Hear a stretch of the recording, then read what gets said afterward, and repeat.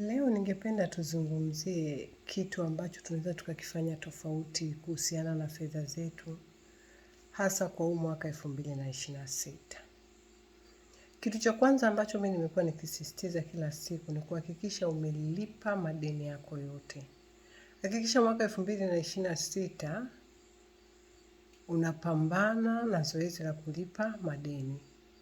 Kipato chetu ndio chanzo cha utajiri wetu.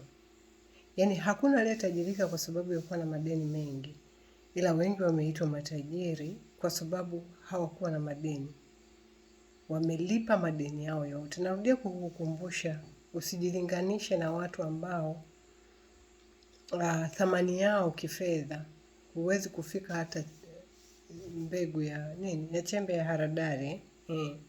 Mimi wewe kama unadhani kipato chako kiko tu kama cha kwangu, kama unadhani, maana cha kwangu mimi labda utakuwa ukijui hivyo, lakini ni kipato cha kawaida sana.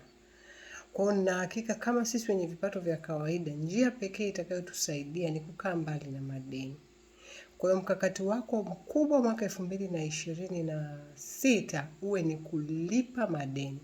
Na kama una madeni mengi, hakikisha umeyaorodhesha yote, umeyajua, umeyatazama na umeangalia lipi uanze kulilipa na lipi uache kulilipa kwa sasa.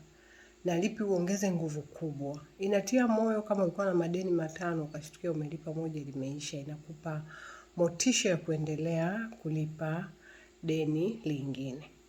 Lakini kwa wanandoa, mimi huu ni msimamo wangu, ninaoamini. Wewe utachagua kwako. Kwa hiyo ninakueleza kile ambacho mimi kimeniletea manufaa kwenye masuala yangu binafsi ya kifedha, personal finance. So kwa sababu finance is personal,